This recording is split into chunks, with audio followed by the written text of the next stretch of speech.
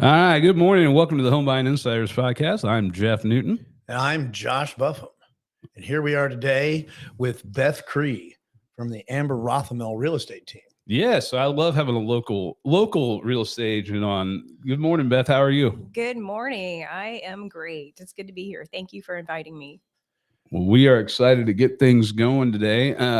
I know we've got a lot to talk about. We've been in here talking for the last 20 or 30 minutes. So, yeah, we covered everything, by the way. We're done. Great show. You didn't record that? Oh, yes. I knew there was a thing I was forgetting. It's that stupid button. It's red now, so we're good. Okay. We're all right. Oh, my gosh. Well, I do have all your information kind of scrolling across the bottom of the screen here so people can get a hold of you. But before we do get to that part of it, why don't you tell everyone how they can get a hold of you so we can do it on the front end and on the back end of this? Oh, my gosh. Absolutely. Okay. So the easiest ways to get in touch with me are to be able to call me 816-718-8565. Either that or my email, Beth Cree, CREE @kw.com. And then, of course, through Facebook at Cree Realtors. So Beth Cree on Facebook. We were just talking about social media and our love of it. Yes. I mean, love it. Yeah. It's necessary. Yeah, it's necessary, I suppose. Yeah. I guess. I don't know. If I woke up tomorrow and it was all gone, like all of it. And I don't mean gone as in I don't have an account anymore because everyone says, well, you can always deactivate. Yeah, I get it. But I'm saying gone isn't gone. Right. Like Facebook doesn't exist anymore. I would probably just do cartwheels down the street and oh my goodness. or one, but I'll skin a knee, I'm sure. But I'd be so happy if it was all gone. And see, I love it. I love like Facebook specifically because it gives me the ability to stay in touch with my past clients' lives, what's going on, how things are going. I love to see the renovations they've done to their house, the projects they've done because they're so proud of it. And I'll have people that will message me about, hey, what contractor should I use? Who do you know? And I hook them up with people that I know are good contractors. And then I get to see the fruit of what they've done. And it's just a blast. That's probably the best part of social media is all the information that you can share. And, and being able to share with people that are across the country and aren't local. And it's almost like you're still in their lives. To a certain extent, but there is that. Who is this person on my Facebook? There is that element too. Oh, well, and I have to be so disciplined. I time block throughout the day to make sure I get everything accomplished that I want to. So I have to really stay focused with when I'm on Facebook. So I can get down deep, and then I realize I've been on way too long. So good boundaries. Yeah, Jeff just checked me a minute ago. A little bit ago, I was looking at Facebook. I was trying to look up something he wanted me to look up. And next thing you know, you're distracted, aren't you, on Facebook? I was like, yeah, I got distracted by I asked him for your cell number and how the hell we got all the way. Now, I will say this, Josh, that's, I mean, he's known for that. There's been times I've talked to Josh. I've talked for 5 minutes and then all of a sudden he looks up and goes, huh? I'm like, I swear to God. Well, I had something on my mind. I have to admit, I do that all the time. And my poor husband. Right. It's like, you did not listen to me, did you? Not listen to a word. Did. Surely it was something you said before. Yeah, surely it was something you said before. Don't ever use that with your significant other, by the way. They don't like that one. Note to self. Put a foot in your mouth on that one. Yeah, you won't talk for a couple of days after you say that. Or you won't sleep in bed for a couple of days. Yeah. All right. Well, God, I could talk about the negatives of social media all day. But no, there's a lot of positives. There are a lot of positives, and I think you hit on a lot of them. I do like that, being able to keep up with customers and absolutely. And the whole world is a new customer and a new opportunity. And it's an opportunity for us, all of us, to put out there what we do and, why we do what we do. I mean, it's not just, earn $1. I mean, I'm not on Facebook to make a buck. I mean, some people are, my God, some people, I mean, the sponsored ads, holy God. I mean, there's a lot, but you know what? I mean, there's also that today's buyers are so apt to research you before they pick you. They want to see what you're about. Right. Because we have taught them that you don't just do a Google search and pick whoever without reading those reviews. So that presence on social media is critical for people to say, oh, I like that personality. I can tell that person's going to represent me well. That person's going to answer my phone call at 7:00 on a Friday night, just like you do all the time. You know, you represent your people well. And that's why I use you as a preferred lender, because mortgage, real estate is 24/7, and you're not going to let somebody miss out on that opportunity to get a property. You're going to be making that phone call for me when I say, Josh, can you please call this listing agent for me? And, speak up about my client, tell them all the good things and how they're going to be a great buyer. And you always jump on that.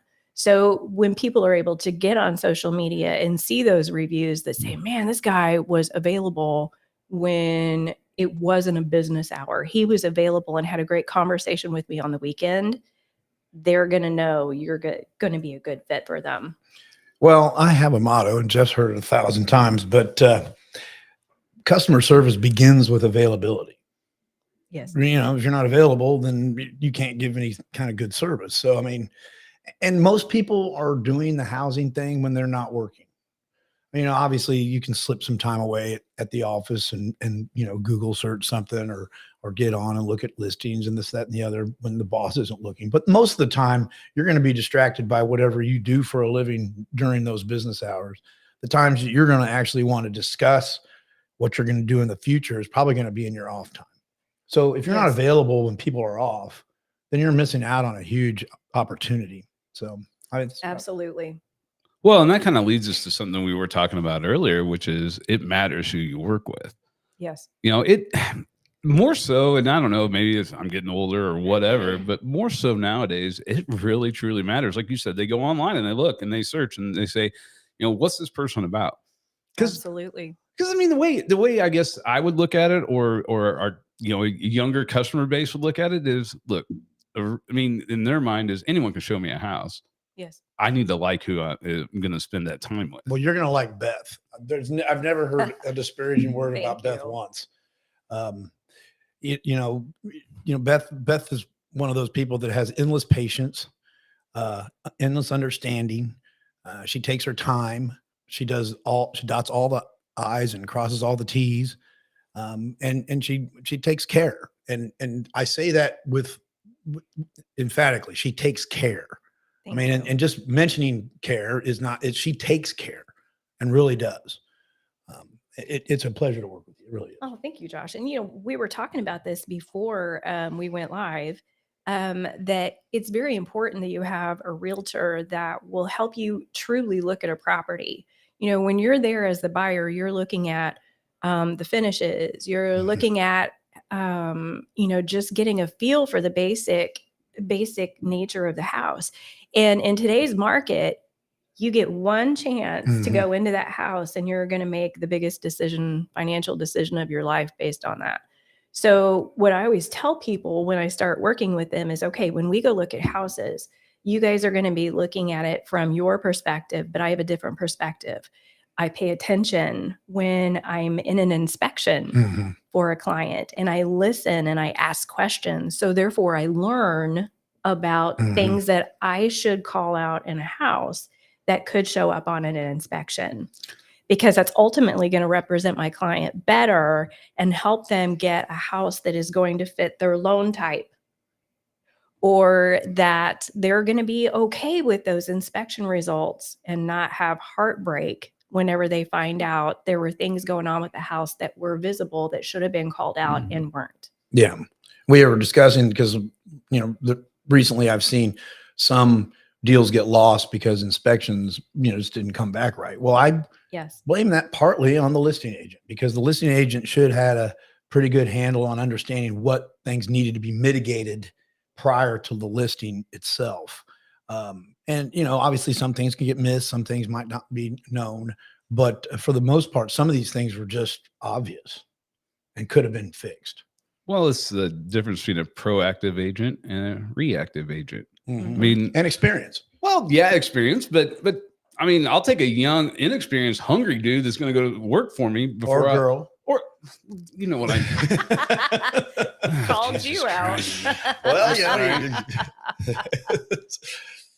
Anyhow, a young, inexperienced, hungry agent over a guy that's got, or gal that's got 100 years of experience, but isn't going to be proactive and isn't going to go out and go to work for me. I mean, I'm looking for someone to work for me. I mean, that's really what we're hiring as a. I mean, I'm taking myself out of the mortgage side of it. Advocate. Yeah, exactly. I'm someone to negotiate, someone to correct, to cover my ass. How about that? Absolutely. I mean, isn't that what you do? It's a lot of CYA, right? Yeah, knowledgeable advocate. Yeah, and cover my clients' asses. Exactly. No, exactly. Yeah, because they need that. You know, especially when they're first time buyer, they haven't done this before. Hell no. Oh my gosh, they need help, and they need somebody to not make decisions for them, but to educate them so they can make an educated decision. And I don't need somebody as a home buyer telling me, okay, you should do this, you should do that. No, they're not going to be happy with what they get. No, if that's what I'm doing. Yep. But if I explain to them, spend a few minutes on the phone explaining to them so they can make a decision that is the best for them, and then me promote their interest, that's the most important thing. Yeah, because right now, wouldn't you say the first-time home buyer is probably driving the market? Yes. So what we've really been seeing in the market lately is, you know, with interest rates changing, we've seen a definite shift in the market. So buyers that were in the 300 to 325 range have now shifted into the 200 range. So the properties that are listed between 2 and 300 are in very high demand. And so we are seeing, and in short supply, and in very short supply, we just don't have enough. So, you know, that would be a sweet place for you to be if you're a homeowner in that price range to consider selling, because yes, we are back into having multiple offers in those situations. So you can make a premium if you're in that price range. Yes. Well, you can make a premium and you can do it fast. Absolutely. And you can do it quick. I mean, absolutely. I can tell you right now, if there was a neighborhood of empty houses that you could sell for 225, they wouldn't be more. I mean, you could probably get them all listed and sold today. Oh yeah. I mean, it's that it'd be that quick. We're back to multiple offers. We're getting notifications from listing agents about multiple offer situations. I hate that term, but multiple offer situations. And all offers need to be submitted by Sunday at 7:00 when the house has been listed since Thursday. Mm-hmm. That is the situation in the 200 to 300 range. So if you're a seller, man, you should list your house if you're in a 200 to 300 range. Well, so, especially if you're, because you're going to have the first time home buyers that are going to come out of the woodwork for that house, correct, most likely. And as a seller in that range, and then you're probably upgrading. I mean, you may have bought that house when you didn't have kids, or you only had one, or whatever the case may be, and now you got three, and you're bursting at the seams, and it's time to go to that $350,000 or $400,000 property. So, and there's a great equity position in most cases. Yes. Oh, yeah. Most people right now have a ton of equity. I mean, let's just be honest; they really do. Yes. I mean, after the last couple of years, absolutely. Yeah. Yes. So equity position right now is great, and that's a whole different conversation because I do, and we're going to have it, but not today.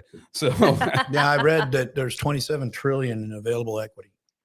Yeah, and wow, and there's like 1.2 trillion in current credit card debt held by Americans. So anyway, that's a different show and different conversation. But so back into the first time home buyer side of it, is that really what you're seeing is kind of one of the more the bigger problems is just having the property that on the market or the availability? Is that what you're running into? Yes, the inventory is just so low.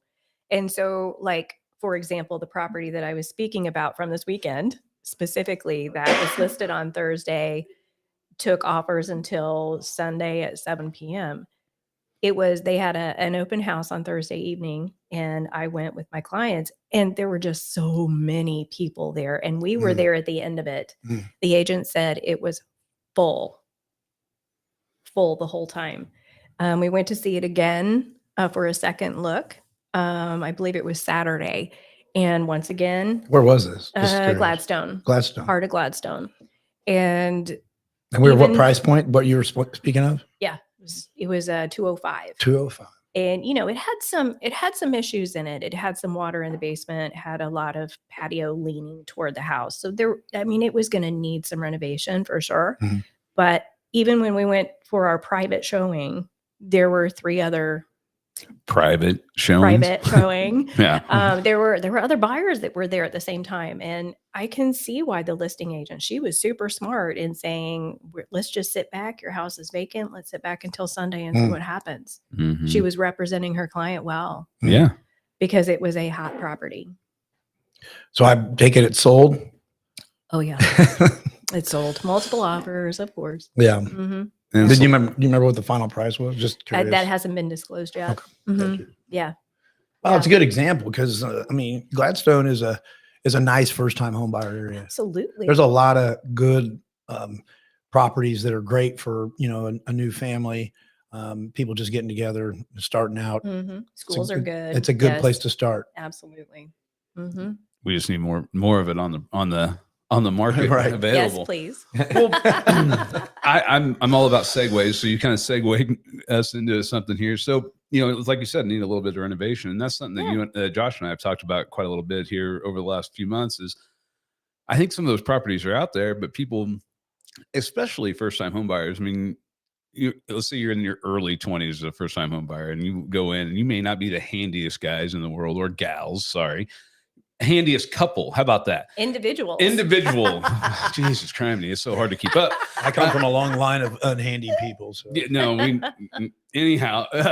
So I have contractors. Exactly. But that's kind of what I want to get to is that there's loans out there, mortgages out there for that buyer that needs to do a little bit of renovation, whether it be on a purchase or refi or whatever the case may be, where the loan will actually, you qualify for the loan, then it covers a lot of the renovation work you want to do. And it doesn't matter if you can't do it, because guess what? You can't. They won't let you. So you have a contractor that does the work, and then you have a bank that holds the money.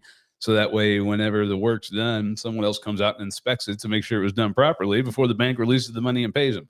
It's a really good system the way they got it worked out. Right. But it allows for a homeowner to look at the house and walk into, especially the first-time home buyers that are in that price range, and it's already difficult to get a house in that price range because there isn't a lot of it. Yes. So you walk in, you see a kitchen, and you hate it. Well, we can fix it. You got flooring, and it just doesn't look good. Well, we can fix it. The paint. Oh my God, who likes green? Yeah, we can fix it. Absolutely. It's got carpet. Yeah, it's got in a bathroom. Yeah. Ew. Yeah. Sorry, that's got to be the grossest thing when it comes to a house. There are so many gross things. Hey, my house had carpet in the bathroom when I bought it. And you took it out. Of course. Thank you. Because I was thinking, I was like, what a... you had to be thinking, who the hell has carpet in the bathroom? Is what you had to be thinking. And what's in it? I don't see. That's the thought I wouldn't have. Is I don't want to know what's in that carpet, dude. Oh my God! Because carpet never really gets clean. You could clean it. It just it just gets dirty. And so here's what I picture is going to being at Arrowhead Stadium or something, and the urinal and all the stuff that's around you. I'm like, that's now in the carpet, right? Gosh, we need to move on. Oh my! Right. Sorry, Beth. I'm gonna puke. Yeah. Sorry, Beth. You're in the boys' locker room right now. Yeah. By the way, if you got carpet in your bathroom, get rid of that, would you? Because this is nasty. Before you let me list your house. Before Beth comes and lists your house. I have a contract. Chris Terrell. There we go. There you go. I don't care if it's just the boards and you paint them, but get rid of the carpet because. Ugh. Mm-hmm. Anyway, where were we at? Oh yeah, so you don't like the renovation loans. Yes.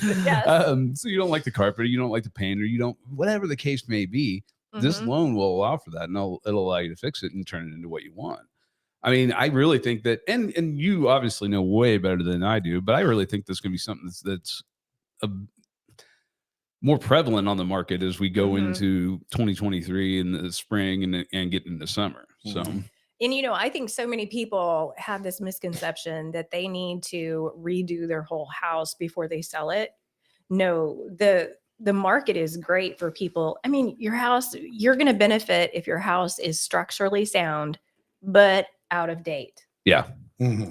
You do not need to put all the money out to get all that done before you list your house. My husband and I are under contract for a property where someone lived there for 52 years. They altered the property, not structurally, but they altered it to meet their needs. So it's a perfect opportunity for us as investors to purchase that, do the cosmetic update, do the renovations ourselves. Mm-hmm. And there is huge potential there, but you do not need to do that. We need to make sure your house is sound or disclose if there are problems. But yes, people will buy your home. And once again, if you're in that 200 to 300 range, it is very easy to get that sold. Well, and let's be honest. I mean, at least in my experience, you take someone, or when we talk to people that are renting and we're talking to them about the benefits of buying. Yes. What's one of the things? Well, you can do whatever you want in that house. It's yours. Well, then don't take all the opportunities away from them. Let them do whatever they want in that house. Okay, well, you didn't replace the carpet in the living room, maybe the bathroom you did, but you didn't replace the carpet in the living room. But someone walks in, I'm like, man, I take this out. We'll put hardwood in, or wow, we can repaint this bedroom. That's kind of the fun of home buying to me, is looking at all the possibilities that I may be able to do with that house. Exactly. I mean, I don't know, maybe I'm weird in that fashion, but I think that's kind of the cool part of it, of home buying. You know, you're not looking, I mean, anyone can go buy the perfect ready-made house and blah, I mean, it's all, but coming in and having a little bit of vision, a little bit of an idea and wanting to switch things up, I think that's part of the fun of it. Can you guys talk about how those loans work, either the renovation loan or the 203? Sure. So if somebody is interested in purchasing a home, the home needs to have certain qualifications. Obviously, the perfect house listed top of the market is not probably anything that anybody's going to renovate.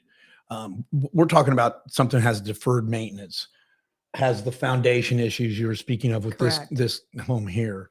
The potential value of that home is significantly higher if the renovation is complete. And it also depends, you know, obviously if I'm going to be a primary residence, I'm doing a renovation loan to live there.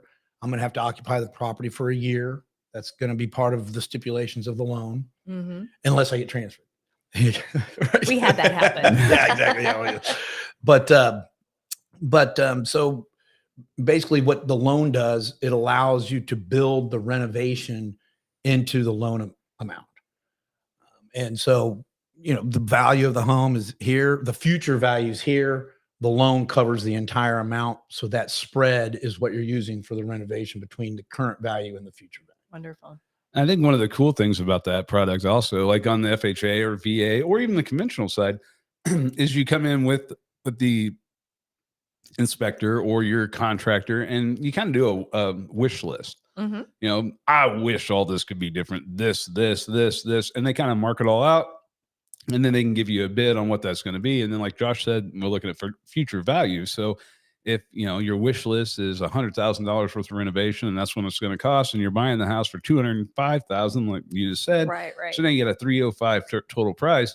And and as long as the future value of the house will cover that, then you're good. Now there's some contingencies in there to where you can actually, you know, if the house is comes in a little bit under value on the FHA side of it, you can still do the full renovation.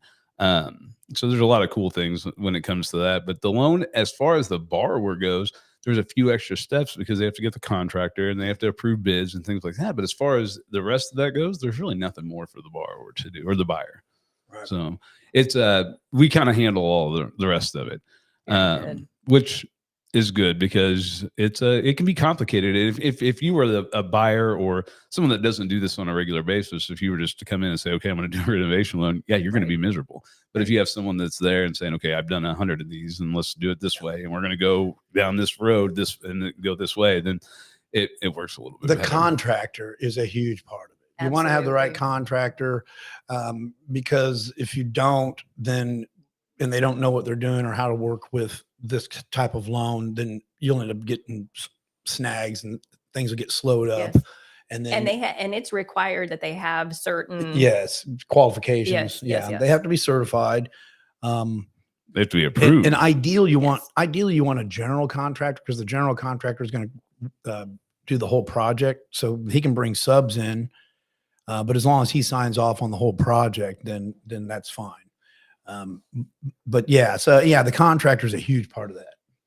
Fantastic. Well, and the buyer, again, it's not a lot more work on them and the seller. It's not like the loan's going to take, instead of it taking 30 days, it's going to take 100 days. Exactly. It's nothing crazy like that. Now we look at for 45 typically. I mean, don't get me wrong, we've gotten them done, and we've got a FHA renovation 203K full one done in like 22 days. That's amazing. No, that's unheard of, and that's why I almost don't even want to talk about it, because that didn't. I mean, it never happens. That would not normally be possible. No, you had 2 months. Yeah, it's a good 45 days, 60 days. Yeah. But we had a contractor that was already approved, already signed up with HUD, knew what was going on, got us a bid. I mean, it was just boom, boom, boom. Everything was perfectly. Wow. Perfectly aligned. Yeah. Yeah. The stars were aligned. Yes. But again, it's something, we go back to it all the time. It matters who you work with. Yes. And whether you're doing renovation or you're just buying a house or you're listing your house, it matters. It matters so much who you work with. Yes. The one that you and I did together, Beth, here just recently, the people ended up with a great equity position after they did the renovation loan. Absolutely. And that's one of the benefits of doing it is you're at least going to get into the property for what it's worth, but more than likely you're going to get in for way less. And you're going to have an instant equity position. You occupy the property for a year, you're already in a great equity position. Absolutely. Now you can decide, what do you want to do with that property? You want to stay there and continue to live there and grow your family in that property? Or do you want to do this again? Yes. Maybe create an investment out of it. And so that's how we build wealth, right? And like our situation that we had the rehab loan with, there's a realtor involved. And once again, it's who you work with. The expertise is critical with this. But these particular buyers, we had great conversation during the process about where's the best place for us to put the money. Mm-hmm. What areas of the house should we prioritize? And for this particular property, kitchen, bathrooms, because those are what are so important to future buyers for this home. Mm-hmm. And I think, there were a lot of projects that they were able to do themselves outside of this loan, not a part of the loan, because it has to be a general contractor. Yep. But, when they were ready, unfortunately, they had to sell their house because they had a great opportunity for a job in another area. So it was really sad. But that house sold well because they had good advice on what kinds of renovations are going to appeal to future buyers. Well, and what's going to get you the most value? Oh, absolutely. I mean, because the most value usually means it costs the most to do. And so, kind of all correlates in there. Absolutely. Buyers want to see, granite. They want to see painted cabinets. They want the bathrooms to be updated because, I mean, face it, those are horrible areas to have to renovate in your home. Right. It uproots your life. Yeah, when you're trying to live there. Oh my gosh, we've been there and done it this year. We redid our ceilings because we had to. We painted all of our cabinets white. Oh my goodness. And painted all of our walls. And it was 3 weeks of pure hell. So buyers are looking at those expensive areas. First of all, it's an expense. Mm-hmm. But second of all, your life cannot function very easily if you've got all that stuff going on in your home. Those are the most important areas. Yeah, you're trying to go in there and make coffee in the morning. You got people in there painting and dust going everywhere. You didn't add any sugar to your coffee, but it's all white on top because of the dust on. I mean, come on, man. Exactly. Sheetrock dust. Yeah, sheetrock all over. Yeah, I've got a little sheetrock with my coffee. Don't worry, we're good. Absolutely. But yeah, you don't want to deal with that as you're trying to. I mean, it's a lot. I mean, don't get me wrong. Yes. We all deal with it because we've all done that kind of stuff before. But like me, when I bought my house last year, I had to go in and finish the basement. And there was some god awful. I don't know what someone was doing. This house was built in 2012 and they had a mantle, in the living room that stuck out from the wall, from the wall about 2.5 feet. 2.5 feet. That's a wide mantle. Yeah, that's a big mantle. Yeah. And then it was about 6 feet wide. And it had an electric fireplace in it that looked like a 32-inch television, Yeah. And then big monstrosity wood posts around it. I mean, we closed on the house. Actually, here in my office, title company came to my office. We closed on the house. I got the key from the seller. I told my wife, so we're going up there. She's like, you're leaving right now? I'm like, yep. The mantle. I went up there. I took a hammer and I put that through that thing. I said, she's like, what the hell are you doing? I said, this is going away. There's no way I'm going to live with this Never here. to be seen again. And it's gone. And now I have one of those little flat fireplaces that goes across, and it looks really nice. Yeah. But it was just like, I mean, even the little things, even the things that, this house, like you said, built in 2012. You wouldn't think you'd have to do that. But somebody had personalized that home. Yep.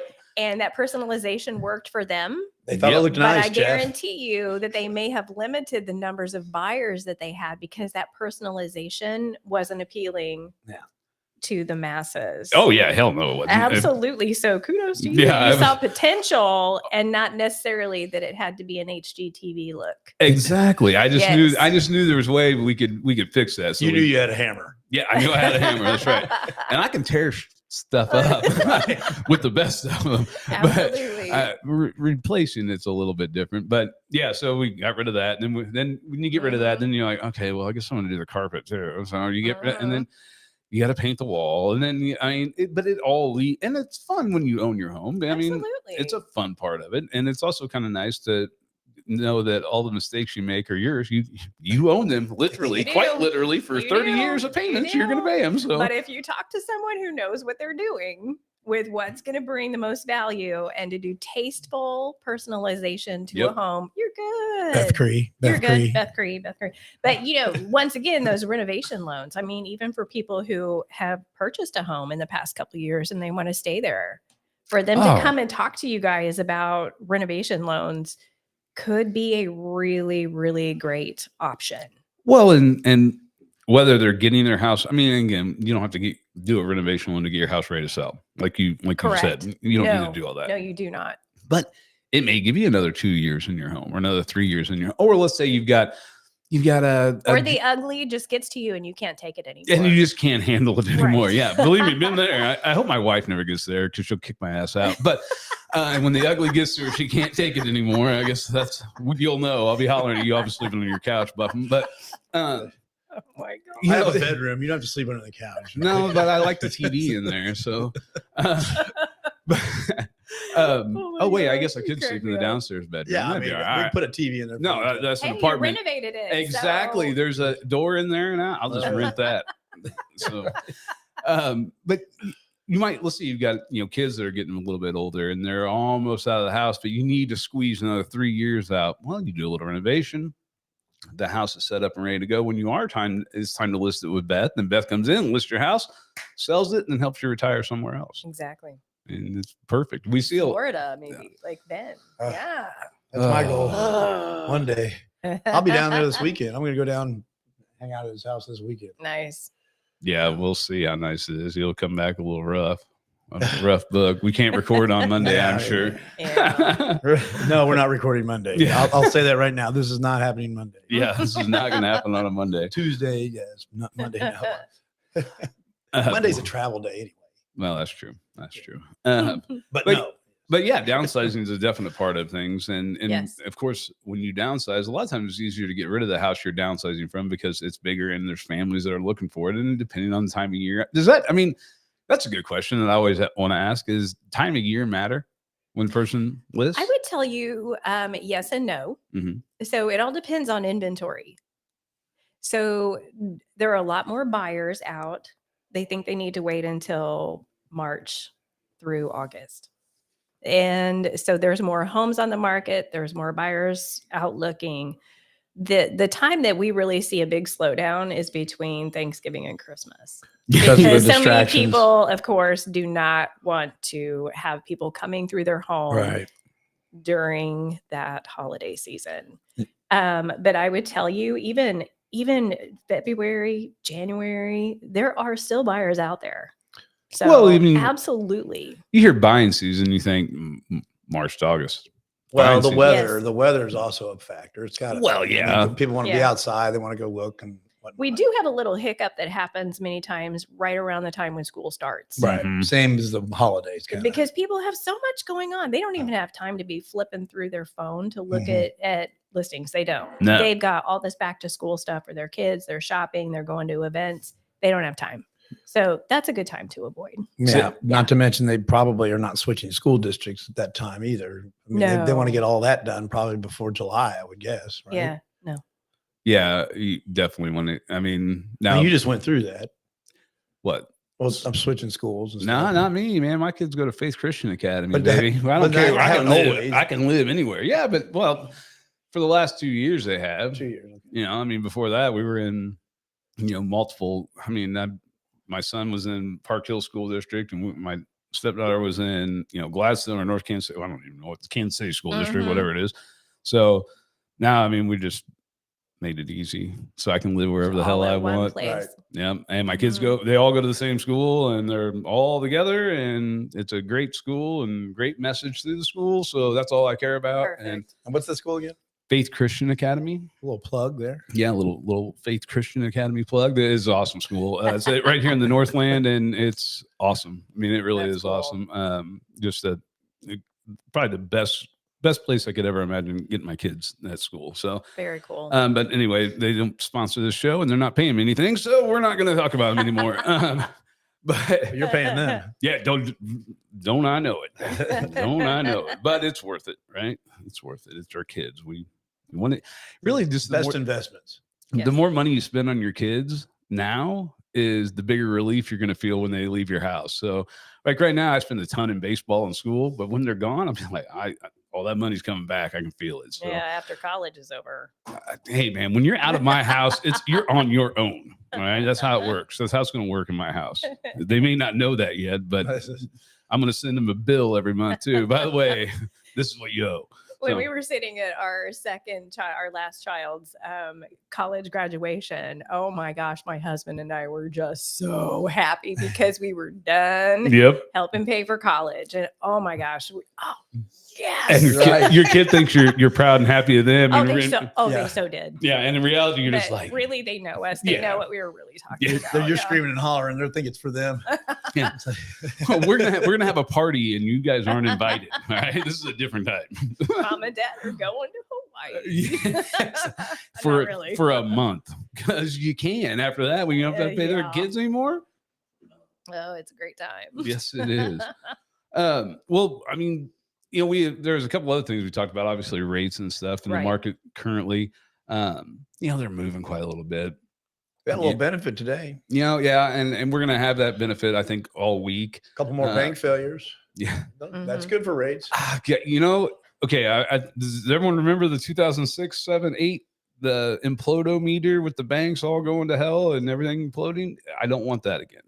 Now, hopefully, no one wants that again.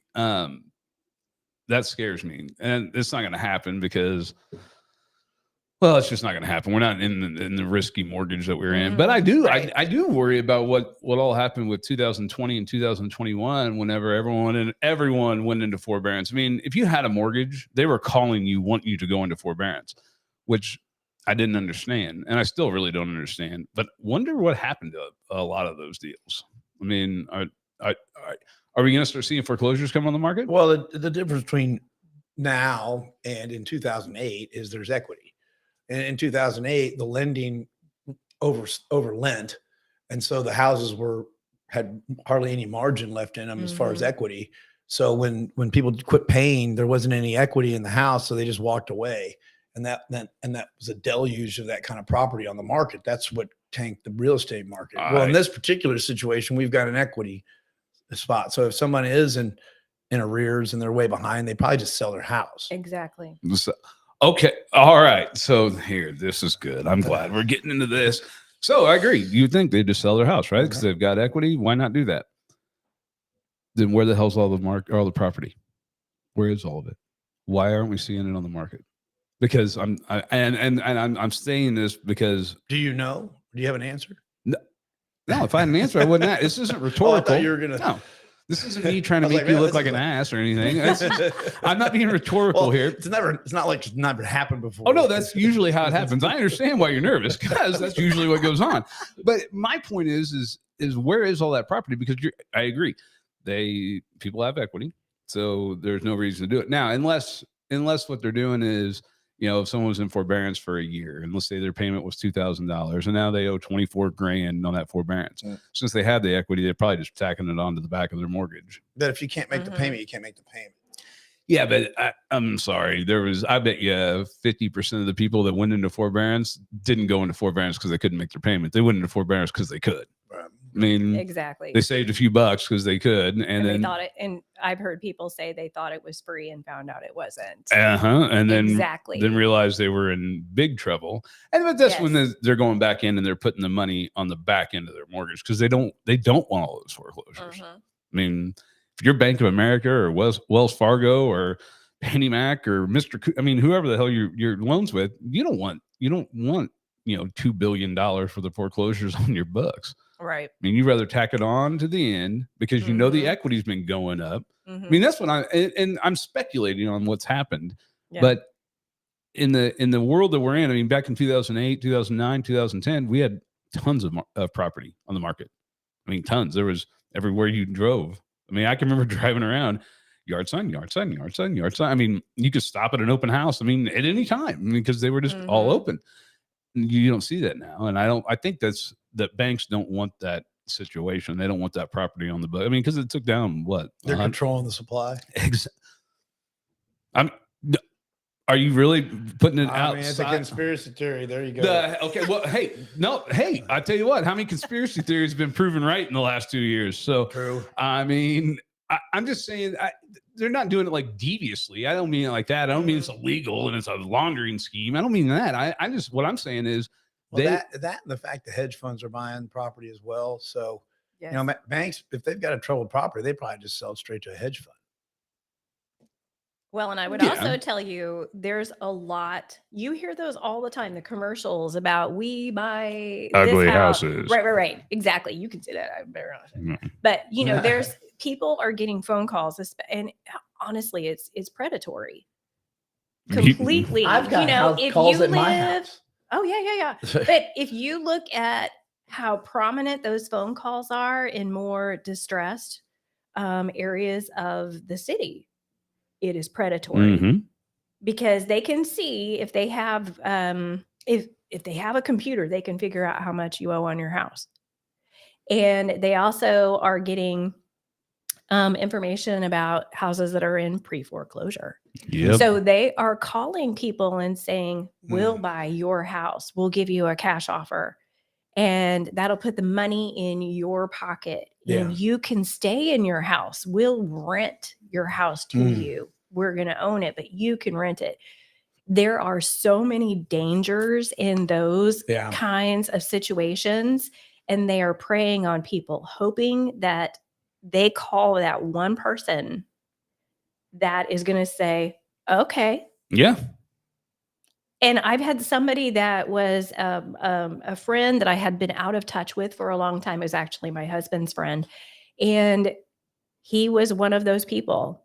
He was looking for a quick way out. He wanted to get money in his hand. And he had no idea how low it was that they were offering him. And, they caught him at a bad time and he signed the papers. And we helped him get out of it because he was not in the mindset he should have been when he signed those papers. And they could have been pushed in their liability. But I think that's where those houses are going. People see it as an easy way. They promote, we'll sell your house or we'll buy your house. We will close whenever you want. We'll do inspections. Well, what they're going to do is they're going to give you your offer, go under contract with you, do inspections, and then come back and say, oh, by the way, your house has all of these problems wrong with it. We want to give you 50 grand less or $15,000 less or whatever. And they've already got you over a barrel because, and they do. The person, the homeowner, his psychology is this problem is not going to be a problem anymore. I've got my problem fixed. I got it handled. And so psychologically, they're invested and they're not, they know that their problem's handleable. Then you come back to them 50 grand less or 15 grand less. Well, they can't say no. And they have no representation. No, hell no. They're just them. They have no realtor who's going to say what they're doing is not okay. Yeah. And you don't need to do this. They have no idea how dangerous this situation is until they get into it. I've had people that I've sold their house for because they had this too, to be specific, where they had this kind of investor purchase and realized that they were in trouble because of the amount of money. Because see, what happens is they come in, they do the inspections. We want to lower the price by 20 grand. Yeah. And then if you come back and say, no, I want to cancel this. I'm not doing that.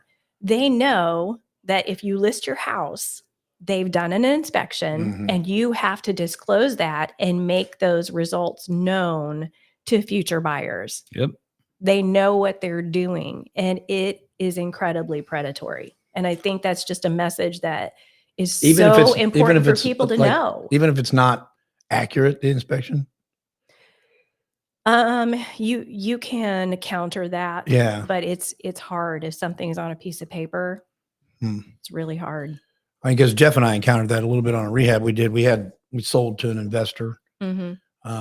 They, cash deal, 2 weeks, closing, this kind of thing. So, okay, great. We'll take it off the market. They did an inspection. They come back to us. They wanted 10 grand off the price. Well, I'm like, no.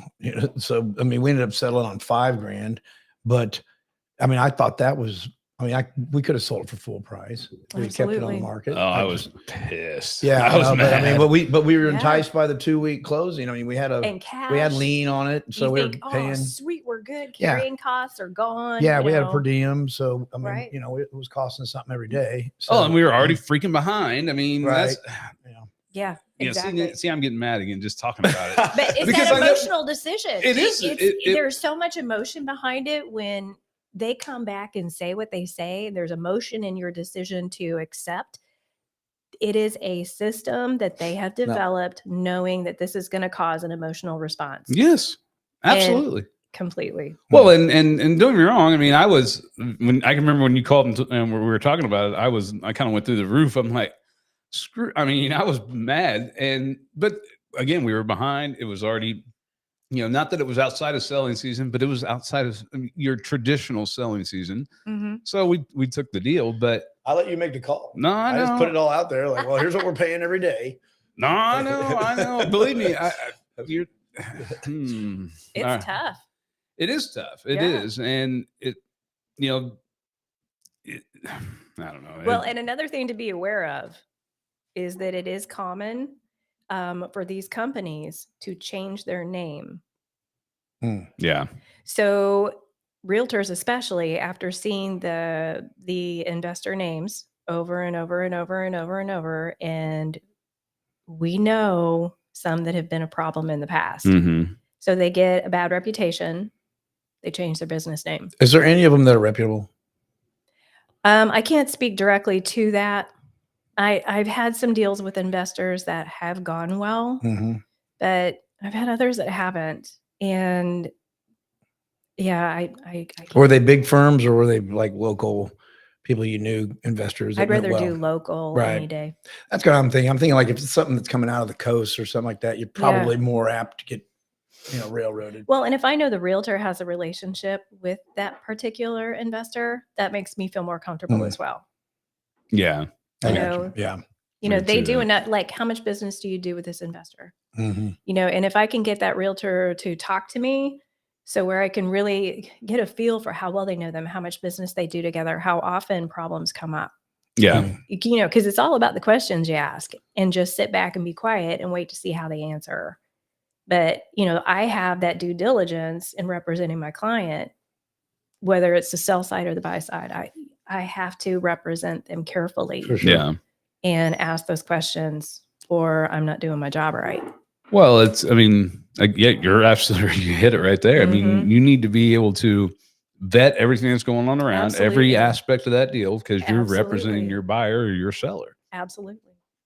Well, I can't believe this, but we've almost been going for an hour right now. And I've been having a great time. And we haven't covered about 10% of what we talked about covering, just so we're but all it's clear. all such good stuff that we've been talking about. And those organic conversations are so It's the best. awesome. We were talking about that before we went live as well. Yeah. You know, we can always bring you back on. Oh, heck yeah. I mean, we live know. here in the Northland together. I mean, I guess we can bring it back. I mean, I talk to you at least a couple He times every loves week. me. I know. Real quick before you go, Yes. you and I were putting together a home buying seminar. Yes. Let's speak to that a little bit and just talk a little bit Absolutely. about what we're planning and what's it about.